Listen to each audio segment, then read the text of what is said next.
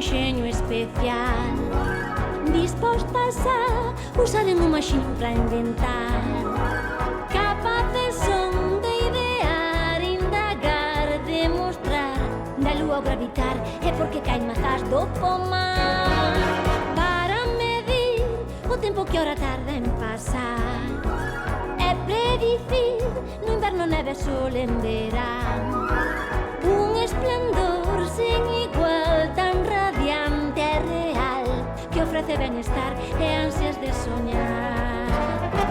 Eles armaron pancas para o mundo elevar e colocaron astros arredor para xogar. Xiren que xiren as rodas da locomoción e tamén as do tren que avanzan cara adiante, vai ben así de van para inventar, non paran nunca de discorrer, por saber máis sobre esta terra que hai que soster, para inventar, para descubrir. Leonardo da Vinci. Vouvos contar a historia dun home xenial e polifacético. O único que puido dicir é ben doado ser universal. A algúns pareceulles gracioso suxerir que Leonardo da Vinci foi un antepasado meu.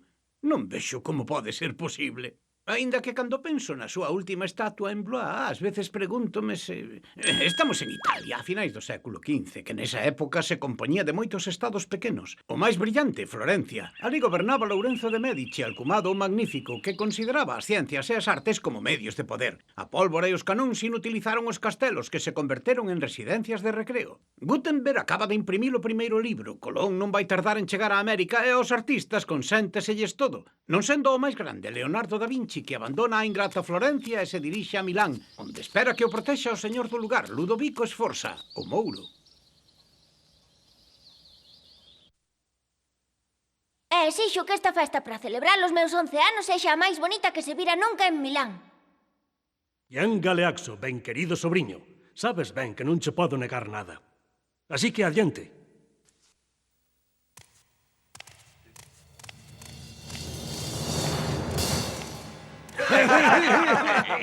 Hai que ver, o mociño empeza a tomar as cousas en serio. Por título o duque é el, non?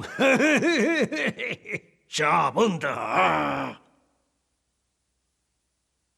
Como siga así non vai chegar a vello. E o seu conselleiro tampouco. Vamos, Ludovico, todo o mundo sabe que vos so delo xefe. Que facede lo que queredes del. Mira, nesta clase de situación... Sí. Señor, un tal Leonardo da Vinci pide audiencia. Sí, ese tolo. Ese iluminado. Que o boten daqui. Sí, que o boten. Eu teño un protegido que fai mellor as cousas. Pero manda o Lourenzo de Médici e os seus coñecementos en arte son indiscutibles. Pode ser. Pero ese da Vinci que me manda, vos mirade o que me escribe. Ilustrísimo señor. Ai, sí, escoitade. Teño proxectos de pontes sólidas e lixeiras, boas de transportar. E para o asedio dun lugar, sei construir pontes, arietes, escadas para poder subir, etcétera, etcétera. Teño planos para facer morteiros que lancen pedras como se fosen Saraiva. Teño zapatos para camiñar sobre a auga, escafandros para andar por debaixo da auga... Está tolo de remate. Podo construir carros para destruir as tropas inimigas sen sufrir danos. Está tolo. Pódenos proporcionar catapultas, máquinas de guerra e un bo arquitecto. Entende de música, de escultura, de pintura... Está tolo. Fixen a conta e este xenio destaca en 36 materias. É un tolo ou que? Tolo de remate, tolo de vez. Pero o meu protegido... Cos artistas nunca se sabe. E que perdedes por falar con ese xenio? Un cuarto de hora? E ao mellor vedes como esta casa chega a ser como a dos Médici, os Ferrara, os Visconti... Quen sabe?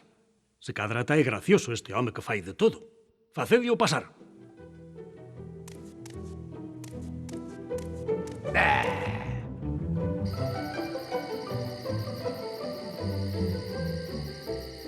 E como ve, meu señor, diante dun ataque, Un cabaleiro con estes aparellos triplicará a súa potencia ofensiva. Esta máquina de guerra alcanzará unha potencia de fogo nunca vista, e as rodas así inclinadas danlle unha estabilidade excelente. Tamén me falaches da pintura e da escultura.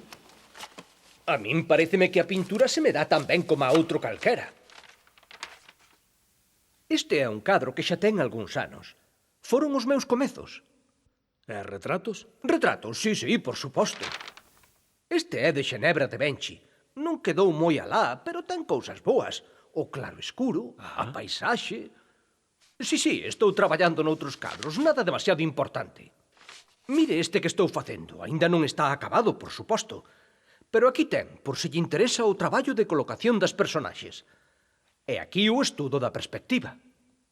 Pero dime, Da Vinci, de onde che ven tanto talento? É unha historia longa, señor, e non me gustaría importunalo. De rapaz, xa me interesaban moitas cousas.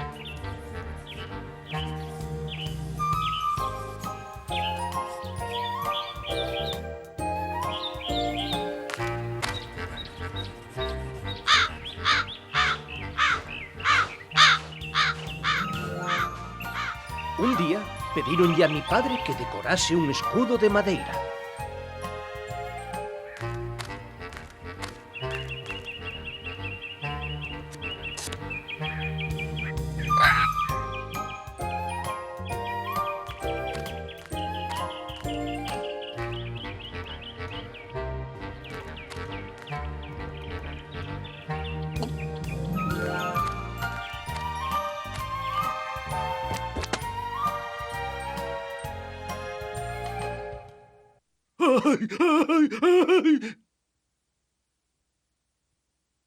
É incrible, é incrible! Aos 15 anos, mi padre levoume a facer unha aprendizaxe en Florencia cun artesán moi bo.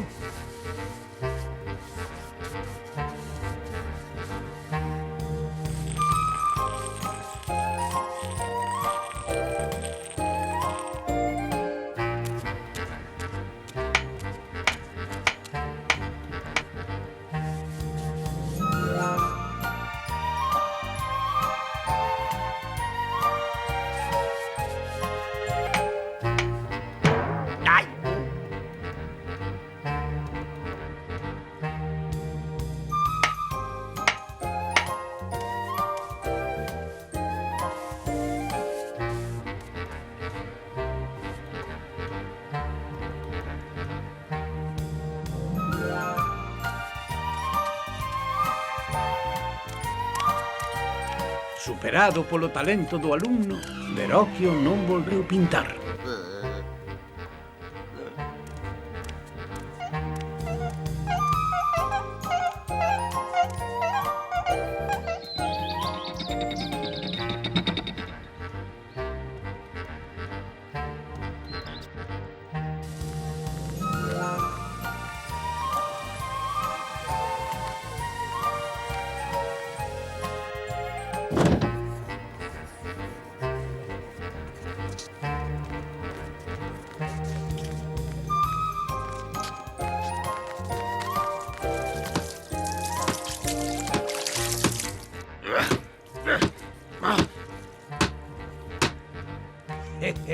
É vostede tan fermosa.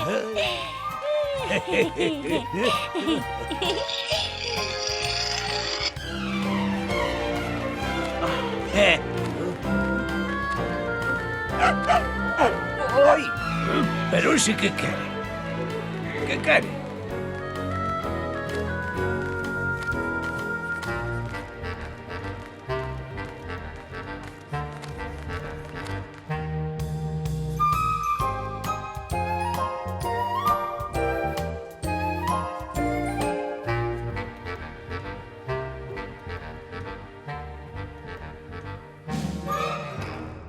Ese Consello Maior que engadistes á nosa Constitución, que maravilla, Lourenzo, que perfección! Únicamente os de sangre nobre, fillos de comerciantes ricos, como a min, poden levar as cousas á perfección. A ver, Leonardo, onde está ese cadro que encarguei? Estou con el, señor, estou con el. Pero hai 2 ou 3 problemiñas de composición que aínda non resolvín.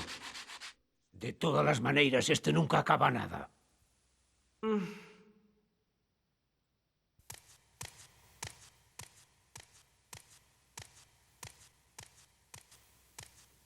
Despois tivo lugar o intento de asasinato dos irmáns Médici, a morte de Xuliano e a represión de Lourenzo, sen piedade.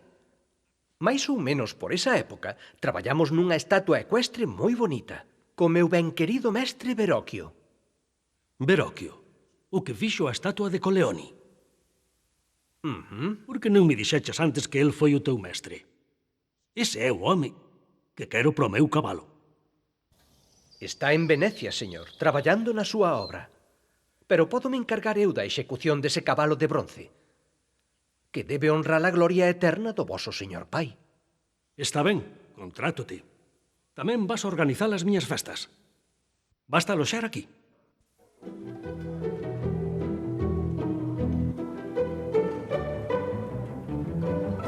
Nese trono deberíades estar vós.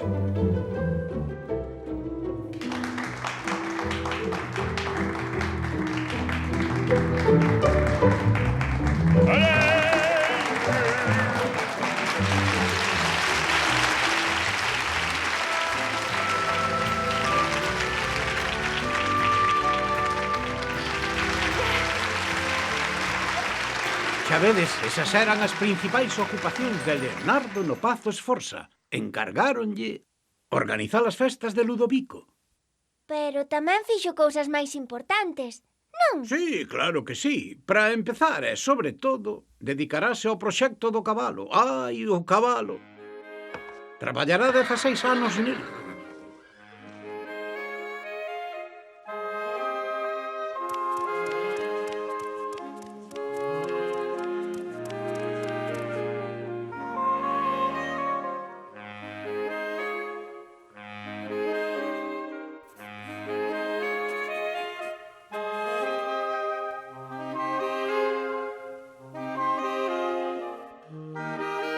Como as miñas peticións seguen sen resposta, e véndome na necesidade de gañar a vida, lamento moito verme na obriga de interromper a tarefa que me confiou a súa señoría. Pois nada, agora o que hai que facer é venderse.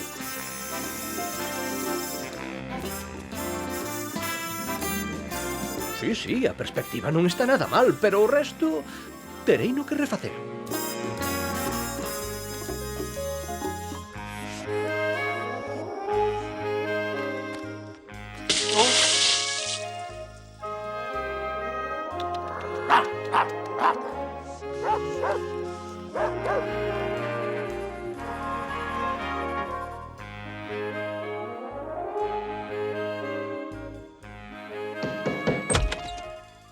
Leonardo, teño un traballo urxente para ti.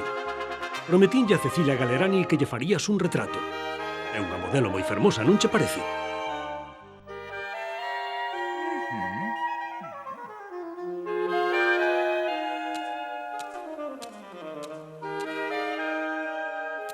A peste! A peste chegou a Milán. Hai mortos por todos os lados. Decenas de millares de mortos, poida que a metade da poboación da cidade. Era previsible con toda esa sucidade. Esas condicións de vida tan miserables. Teño un proxecto para unha cidade nova. 10 barrios con 30.000 persoas cada un, con rúas longas e a auga a correr por eses desaugadoiros levará con ela todos os desperdicios. E tamén podemos facer as vías a 2 niveis. Un para os peóns e outro para a circulación.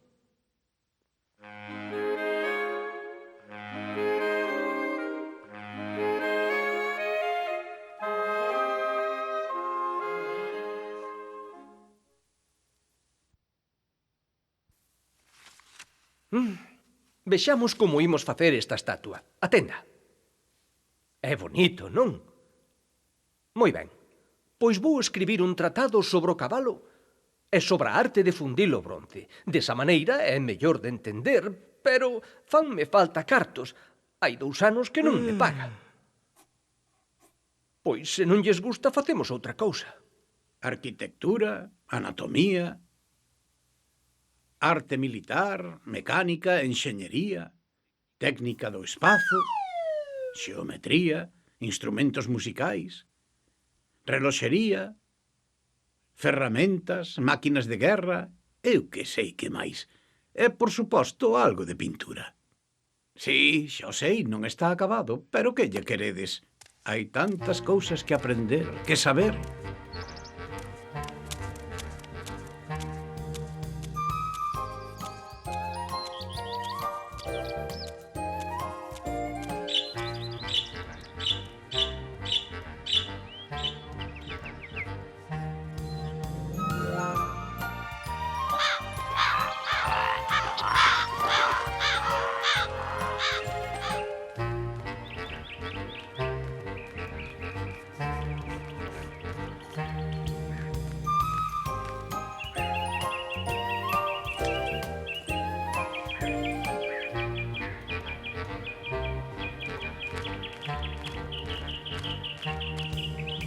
Leonardo acaba de adoptar a Salai, o pequeno Diaño, e o rapaz non vai tardar en merecer ben ese nome.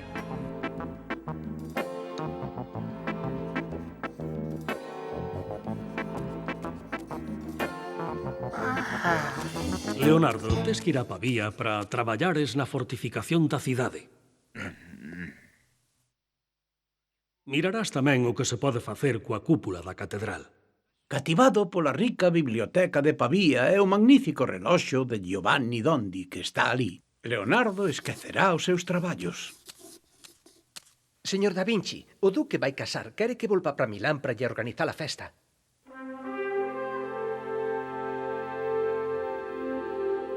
E chegamos a 1492. Cristóbal Colón chega a América. E Savonarola triunfa en Florencia. Moito cambiou a Florencia de Leonardo, a Florencia dos Medici. E vós, mulleres, provocades a Deus cos vosos escotes con eses vestidos indecentes. Pero tede a espada de Deus sobre as vosas cabezas porque a Igrexa italiana pecou. Os vosos pais e as vosas nais pecaron. E os vosos fillos blasfeman. Dixo cousas como esas. Sí, e cousas ben peores. E os serventes empezaron a espiar os seus amos. Os fillos a seus pais.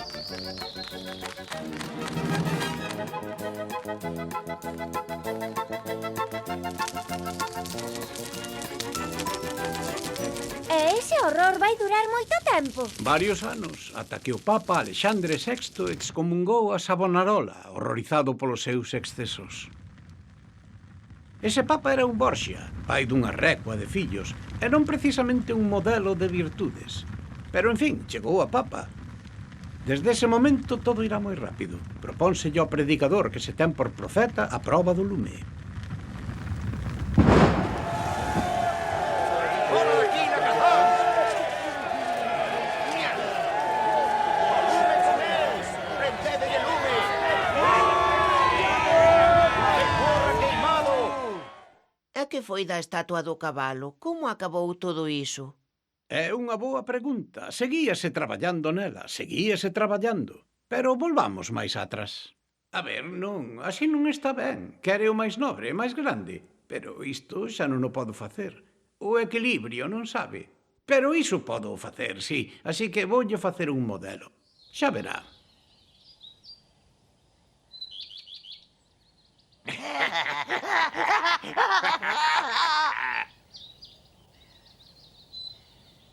Da noite para a mañá, a fama de Da Vinci fíxose inmensa. Aquí o pozo da fundición, rodeado de 4 fornos, e aquí os chorros de bronce. Interesante, interesante. A canto bronce che fai falta? Pois unhas 80 toneladas. Entendido, teralas. Palabra de esforza. Vai ser grandiosa. Teño que falar con vos, Ludovico. É urxente. É confidencial.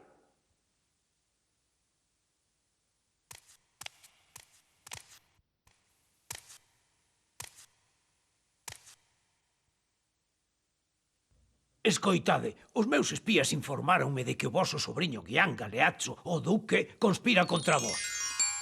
E o rei de Nápoles quere o ver sentado no trono de Milán. Vouche dicir o que imos facer. Primeiro imos enviar un mensaxeiro ao rei de Francia para recordarlle que ten dereito sobre Nápoles. Iso calmarao. Achégate. E despois... No ano 1494 morre o duque de Milán sendo mozo. Non se sabe moi ben como. Ah, aquí está. Salai, Salai, podes vir. Salai, que fixeches co meu debuxo da bicicleta? Non o encontro por ningures. Onde vai? Quero ese debuxo agora mesmo. Ese tamén o rachaches, Fixeches ti iso? Haberá que esperar 3 séculos para que apareza algo semellante a esa bicicleta. Leonardo, acábanme de dicir que xa chega o bronce pro cabalo.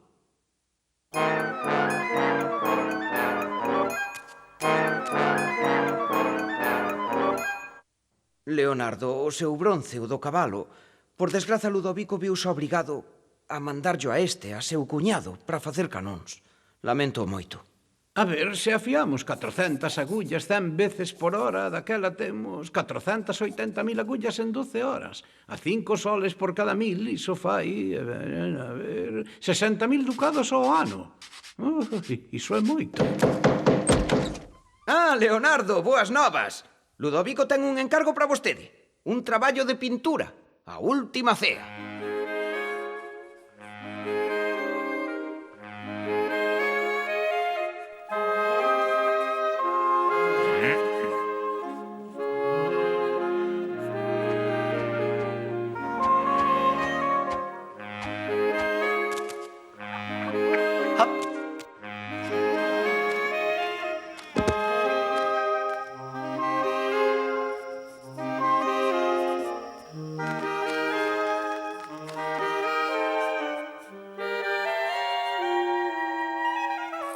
Bótalle tamén erva, clara de ovo e algunhas flores, sí, as vermellas.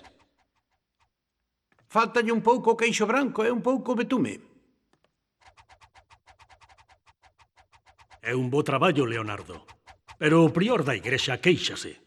Veume dicir que todo isto non avanza case nada. Pois dígalle, señor, que teño dificultades para encontrar o personaxe de Xudas, pero se insiste utilizarei a cara dela ou senón a do seu compañeiro. Home...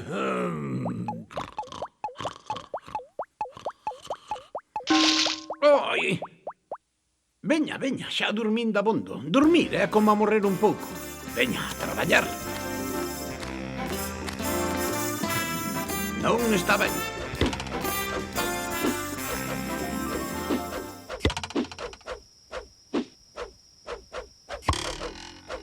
Ludovico o Mouro conspirou para levar as tropas francesas a Italia e resulta que ocuparon tamén Milán. E para que vale todo isto?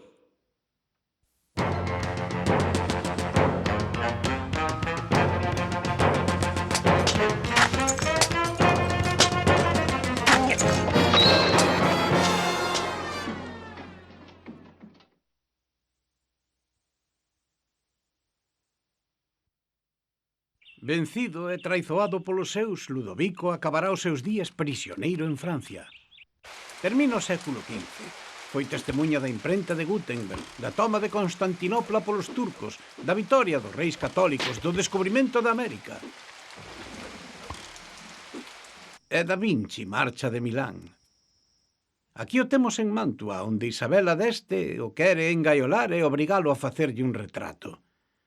En Venecia, ameazada polos turcos, propón un sistema para afogar o exército inimigo e apropiarse da súa frota polo 50% do prezo esperado. En Romaña será o arquitecto e o enxeñeiro de César Borgia. De volta en Florencia, fai varios bosquexos. Pinta unha obra mestra. Perde outra. E empeza o retrato da señora de Giocondo. Igual sabedes cal, A Mona Lisa, a Gioconda.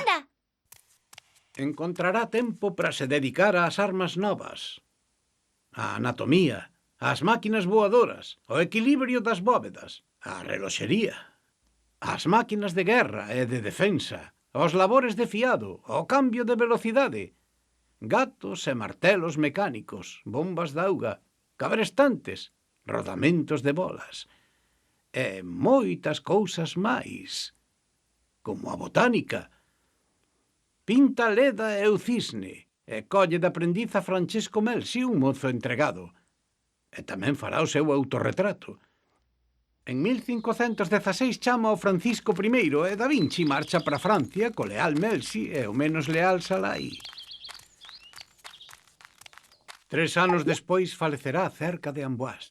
Era como un home que espertou cedo demais en canto os outros dormían, dixo del Sigmund Freud. Les découvreurs façonnent pour nous des mondes meilleurs. L'œil vers le ciel, leurs pensées vagabondent ailleurs. Tourne-manège des étoiles, des planètes, des comètes.